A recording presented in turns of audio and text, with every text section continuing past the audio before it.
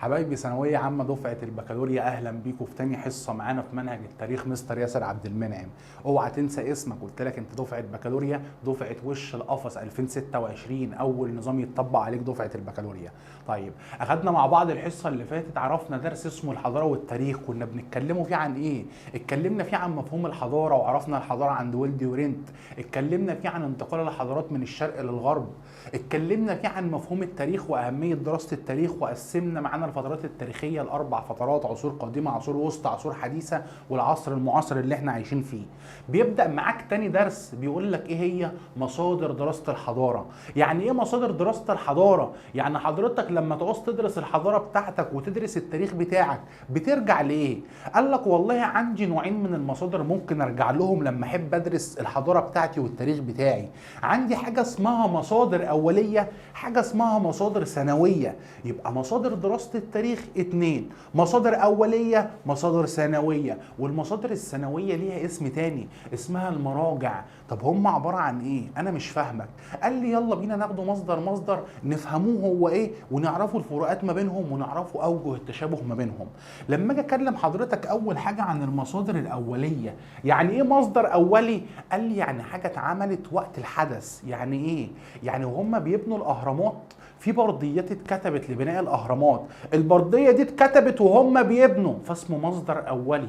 فحضرتك لو مسكت البرديه ديت هتعرف ايه اللي كان بيحصل في الوقت دوت. حضرتك وهم بيبنوا معابد جم على الجدران بتاعتها، قعدوا كتبوا الاسامي اللي حصلت والملوك اللي بنوا المعابد والمهندسين اللي اشتغلوا في المعابد والاحداث اللي حصلت. يبقى دي اتكتبت وهم بيبنوا، يبقى اسمه مصدر اولي. فلما يقول لك عرف لي المصدر الاولي، هقول له كل ما كتب او نقش وقت وقوع الحدث. يعني اول ما الحدث اتعمل هو اتعمل، ده اسمه مصدر اولي. اما ايه المصدر الثانوي؟ قال لك المصدر الثانوي دي اتكتبت، بس اتكتبت بعد مرور سنوات عديده من وقوع الحدث. يعني لو جيت حضرتك النهارده عايز تدرس الاهرامات، فحضرتك ممكن تجيب كتب بتتكلم عن الاهرامات. هل الكتب دي اتعملت وهم بيبنوا ولا اتعملت بعد فتره كبيره؟ هتقول لي اتعملت بعد فتره كبيره. اذا في الحاله دي اسمها مصادر ثانويه او مراجع، يعني برجع عشان ادرس منها. اذا المصدر الاولي هو مصدر اتعمل وقت وقوع الحدث، المصدر الثانوي اتعمل بعد مرور سنوات كثيره من الحدث. طيب، يبقى الفرق ما بينهم كمان في فترات تاريخيه، ده وقت ما الحاجه حصلت لكن ده بعد مرور سنوات عديده. طيب، يلا بينا، ايه اهميتهم سواء المصدر الاولي او المصدر الثانوي؟ مين اللي عمل المصدر الاولي؟ هقول له الانسان. طب مين اللي عمل المصدر الثانوي؟ هقول له برضه الانسان. يبقى اول حاجه بقولها له في اهميتها ان هما الاتنين من انتاج الانسان نتيجه تفاعله مع البيئه. طيب حضرتك لو عايز ترجع تدرس التاريخ، يا اما هرجع للمصدر الاولي يا هرجع للمصدر الثانوي. لو ما عنديش ده وما عنديش ده مش هعرف ادرس التاريخ. اذا هقول لحضرتك بدونهما يصعب التوصل الى الحقائق التاريخيه، مش هعرف ادرس الحقائق التاريخيه. يبقى المصدر الاولي والمصدر الثانوي الاثنين من صنع الانسان، الاثنين من غيرهم مش هعرف ادرس الحضاره بتاعتي والتاريخ بتاعي. والاثنين بيوثقوا لي الاحداث التاريخيه اللي حصلت ويوثقوا لك المعلومات بتاعتك. يبقى المصادر الاوليه دي الحاجه اللي اتعملت وقت وقوع الحدث وهم بيبنوا كتبوها.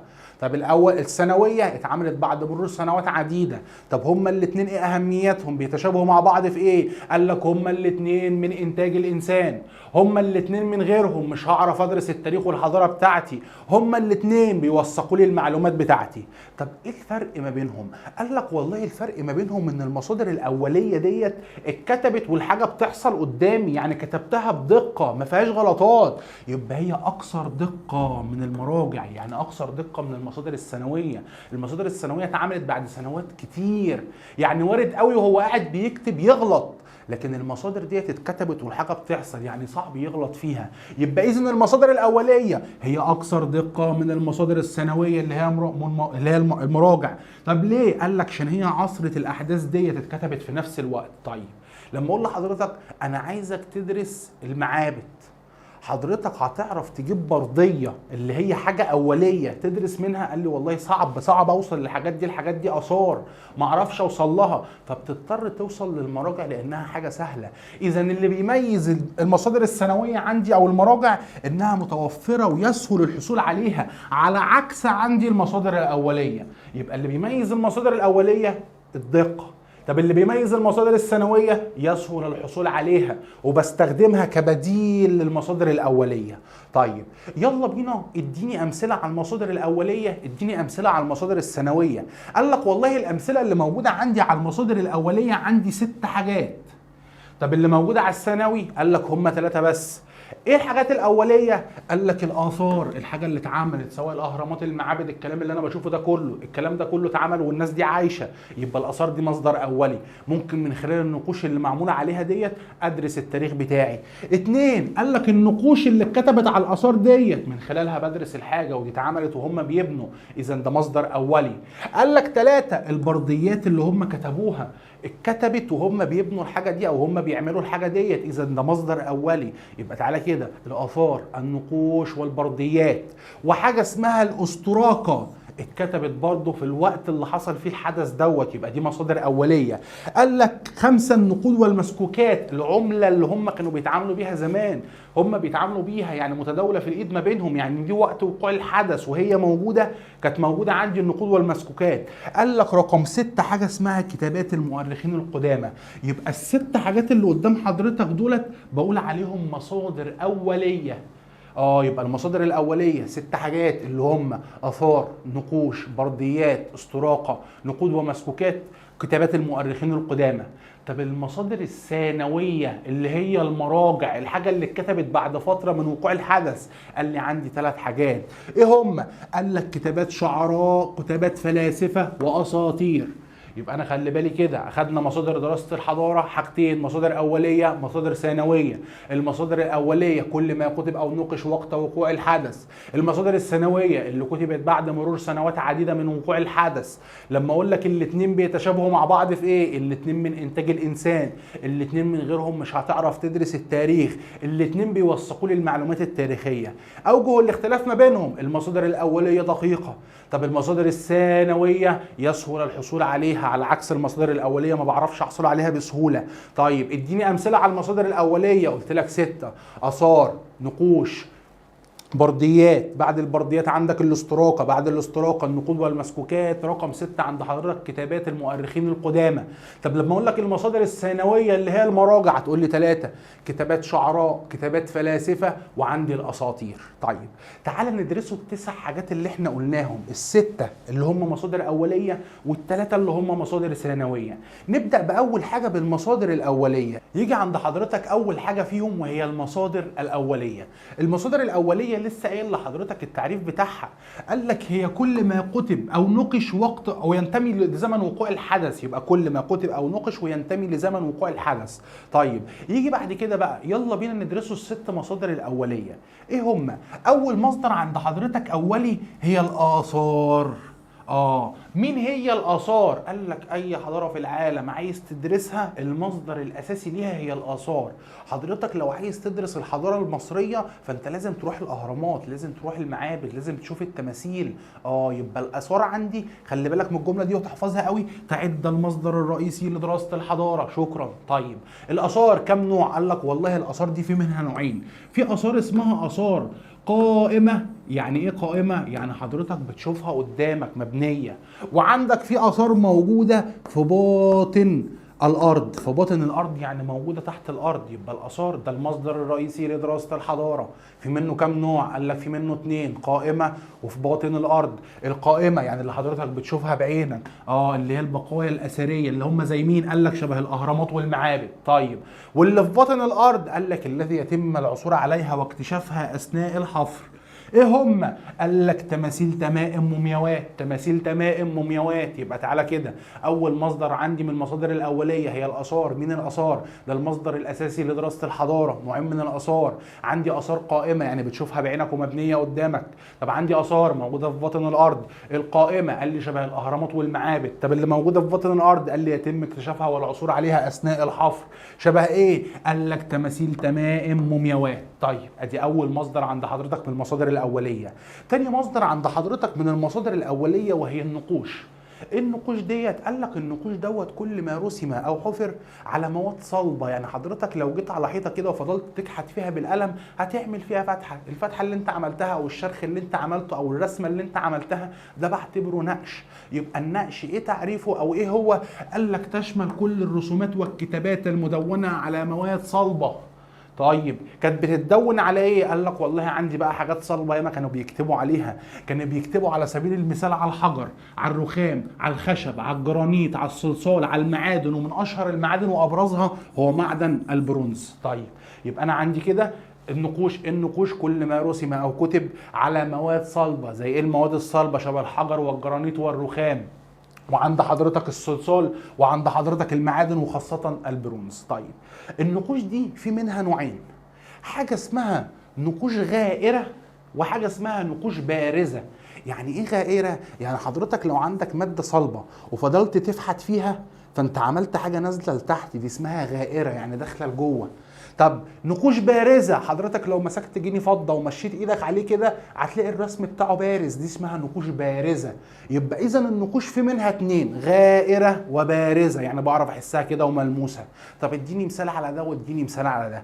قال لك والله لما اكلمك على النقوش الغائره دوت هديك اشهر حاجه عندي هو حجر اسمه حجر باليرمو. حجر باليرمو. مين حجر باليرمو دوت يا عم؟ قال لك دي لوحه معموله من نوع حجر اسمه الديورايت الاسود. طول اللوحه ديت قال لك حوالي 2 متر. لقوها فين؟ قال لك لقوها في مدينه اسمها مدينه منف. يبقى الغائره اللي داخله لجوه حجر باليرمو معمول من حجر اسمه الديورايت الاسود. طوله قد ايه؟ قال لك طوله حوالي 2 متر. طب لقوه فين؟ قال لك لقوه في مدينه منف. اللوحه اللي طولها 2 متر ديت مكتوب عليها ايه؟ قال لك مكتوب عليها اسماء جميع من حكموا مصر من عصر ما قبل الاسرات لثالث ملوك الاسره الخمسه. يبقى اي ملك حكم مصر بالفتره من قبل الاسرات لحد ثالث ملوك الاسره الخمسه، كل الناس اللي حكموا مصر اساميهم موجوده على الحجر دوت. طيب عندك ايه تاني؟ قال لك الحروب اللي حصلت في الوقت دوت برضو سجلتها عليها. اي معبد عملته، اي تمثال عملته انا كتبته عليها. يبقى تسجل عليها ايه؟ 4 حاجات: جميع اسماء من حكموا مصر من عصر ما قبل الاسرات الى ثالث ملوك الاسره الخمسه. 2 هقول له اتكتب عليها الحروب. 3 اتكتب عليها اقامه المعابد. 4 اتعمل عليها اقامه التماثيل اللي ليها اهميه خاصه شبه تمثال ابو الهول. طيب ادي النقوش الغائره. طب يجي للنقوش البارزه يعني اللي ظاهره لبره. اديني مثال. قال لي مثالك حاجه اسمها صلايه الملك نعرمر. كلمة صلاية يعني لوحة، يعني بيقول لك لوحة الملك نعرمر.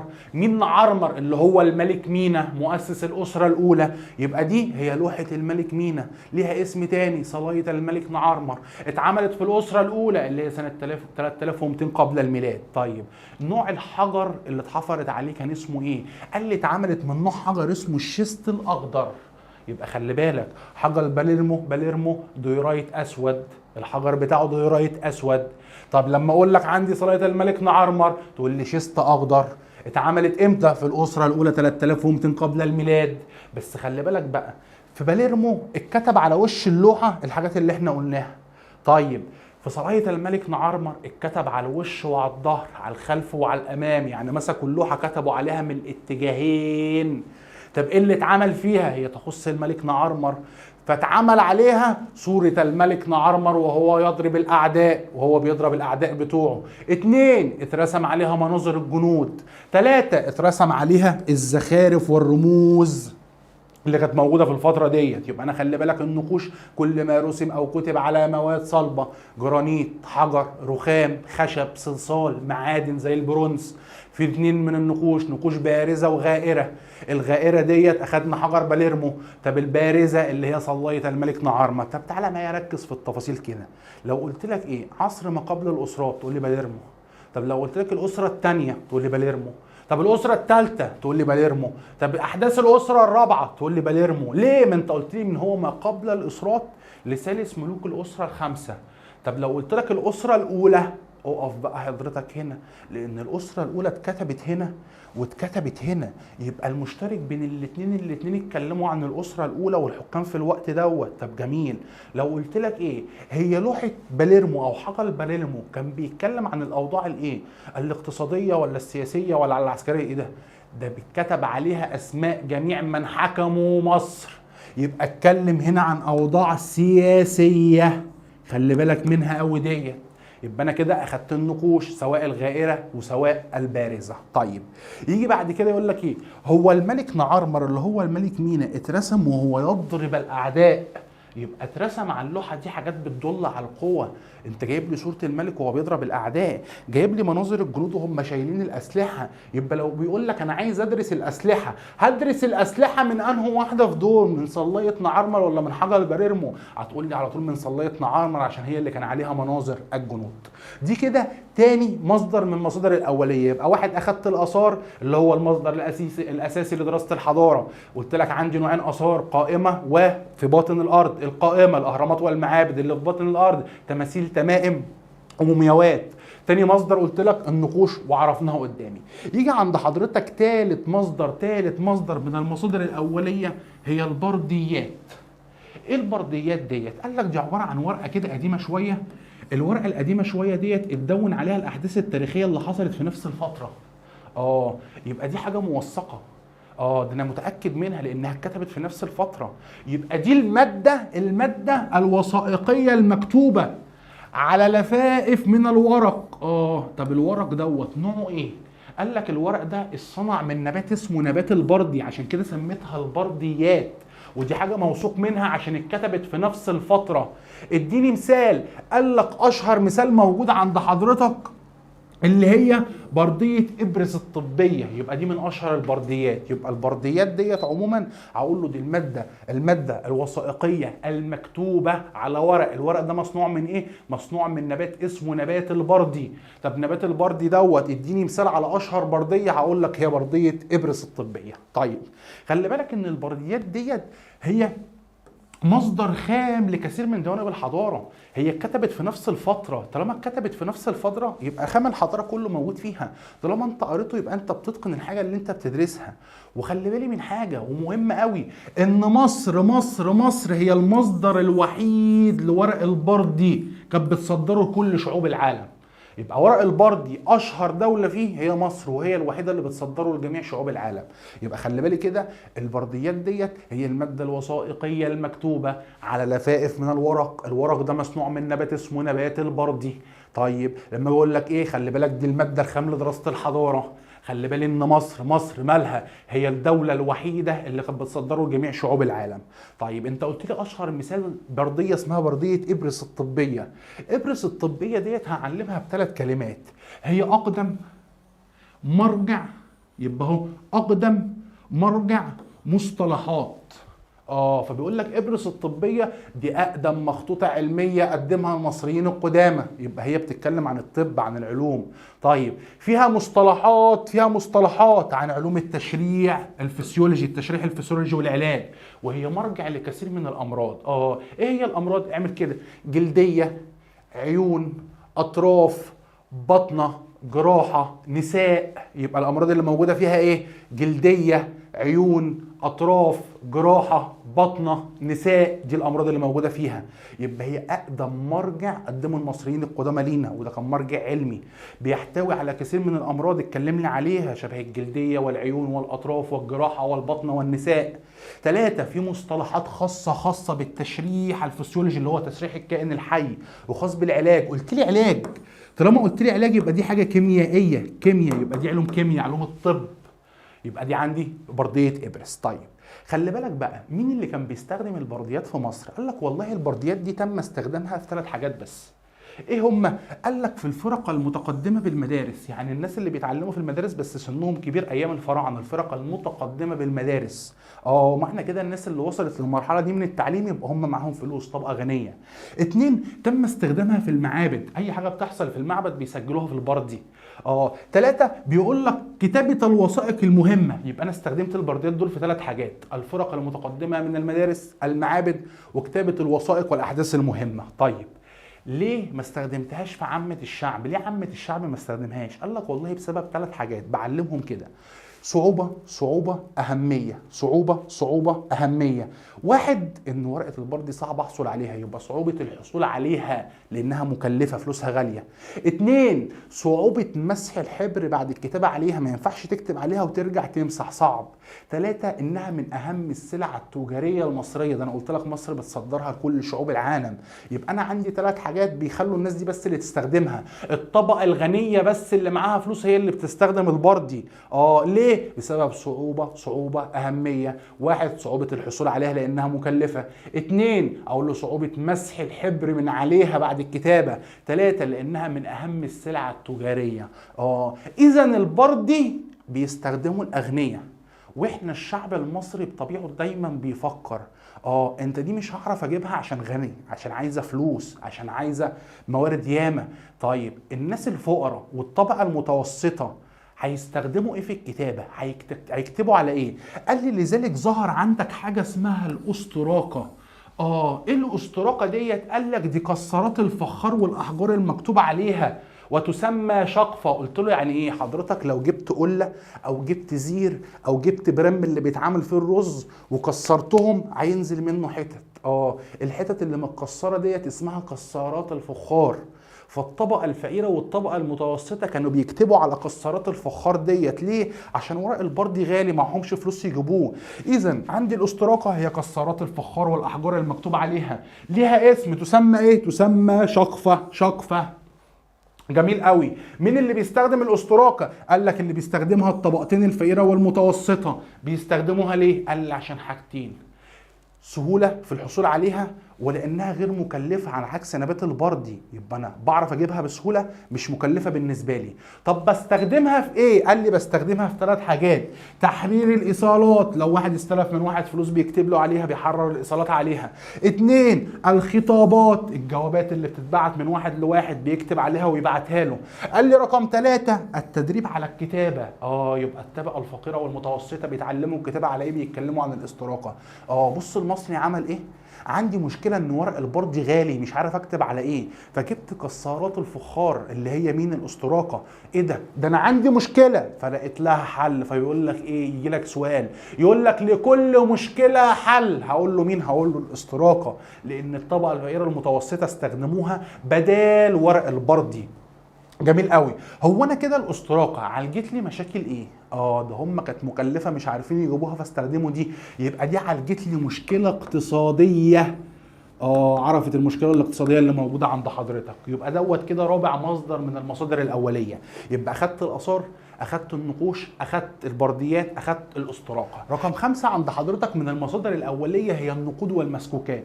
امسك جنيه فضه في ايدك كده وتعالى بص عليه. جنيه الفضه عباره عن ايه؟ عباره عن قطعه معدنيه، هي دي النقود بتاعتهم، قطعه معدنيه تحمل ختما من السلطه العامه.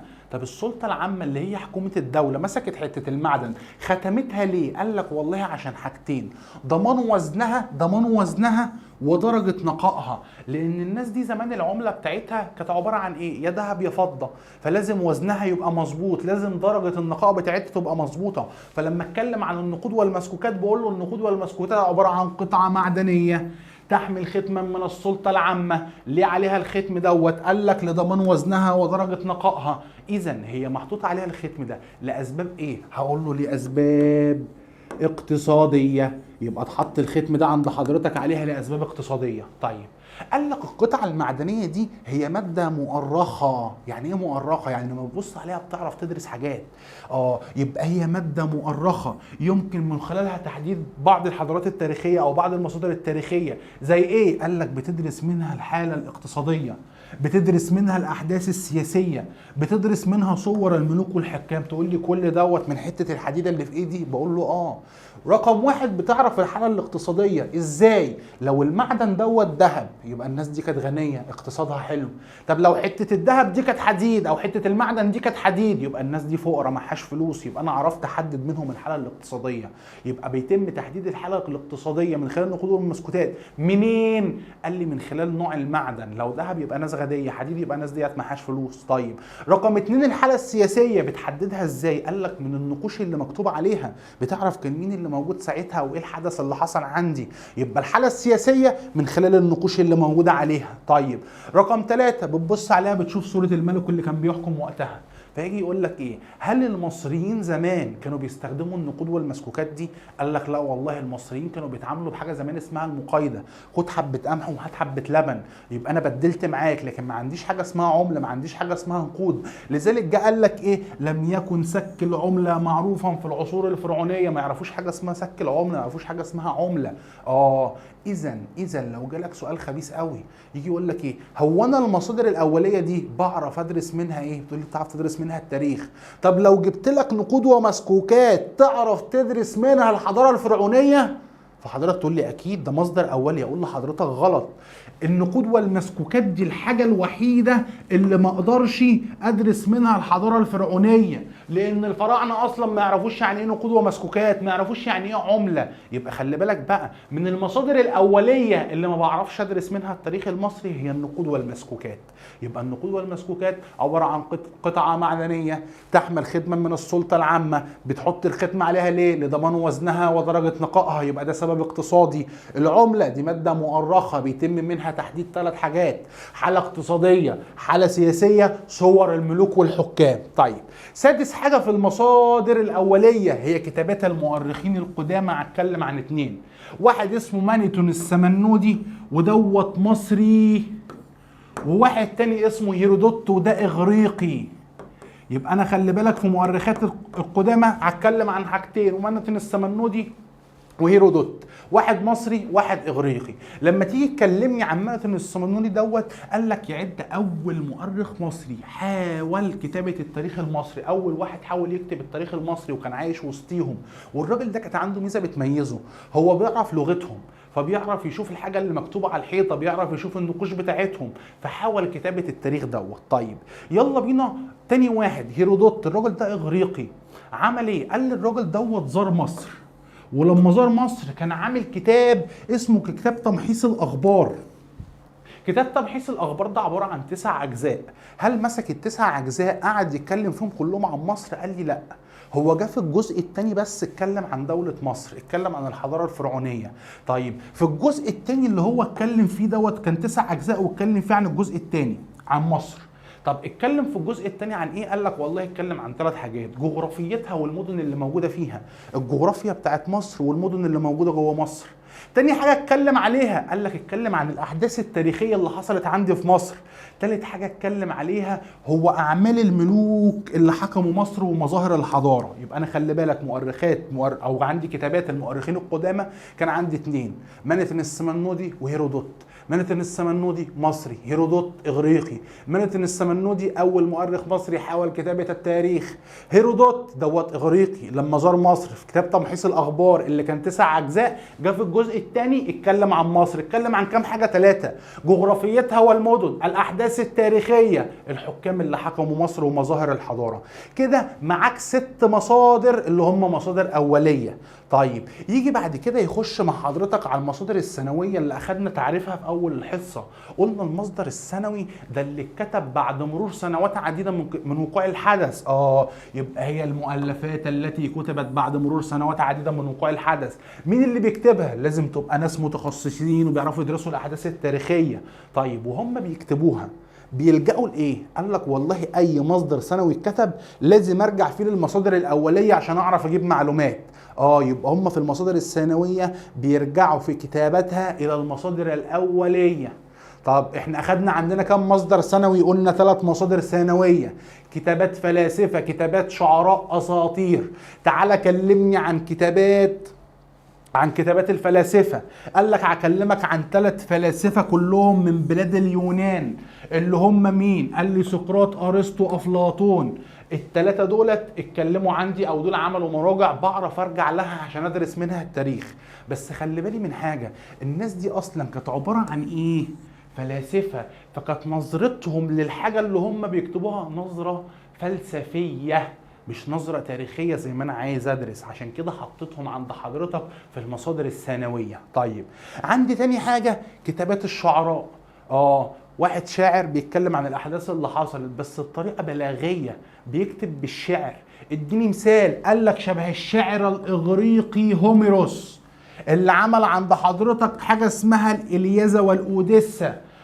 الإلياذة والأوديسا دولت وانت قاعد بتقراهم بتعرف تطلع معلومات عن الفترة ديت، بس بتطلعها معلومات عن ايه؟ قال لك بطلع معلومات سياسية واقتصادية عن الحضارة الإغريقية.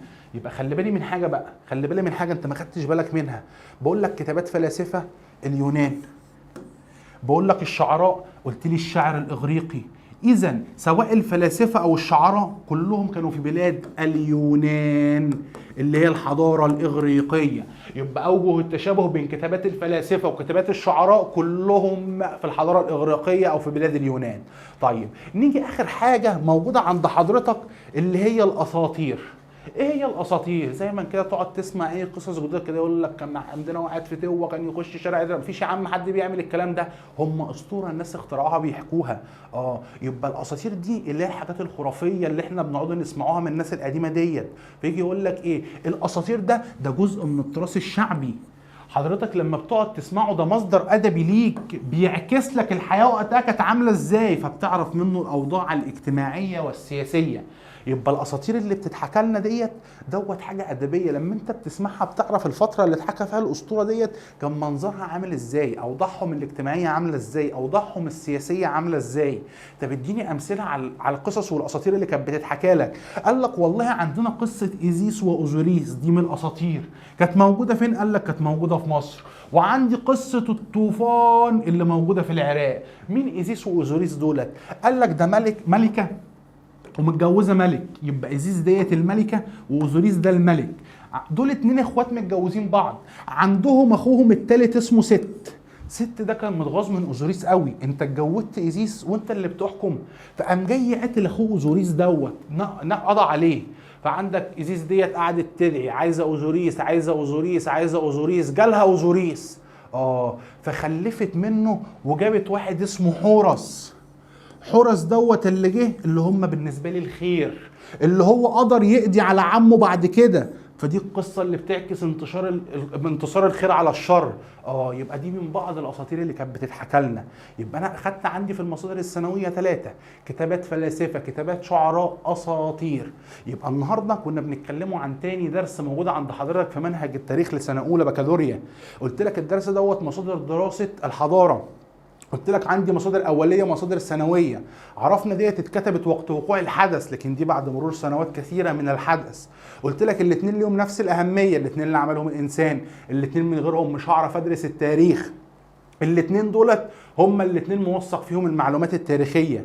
واخدنا 6 مصادر اوليه و3 مصادر بس ثانويه. ال6 مصادر الاوليه قلنا الاثار، قلنا النقوش، قلنا البرديات، قلنا الاستراقه، قلنا النقود والمسكوكات، قلنا كتابات المؤرخين القدامى. لكن لما اتكلمنا عن الثانويه اخدنا 3: كتابات فلاسفه، كتابات شعراء، اساطير.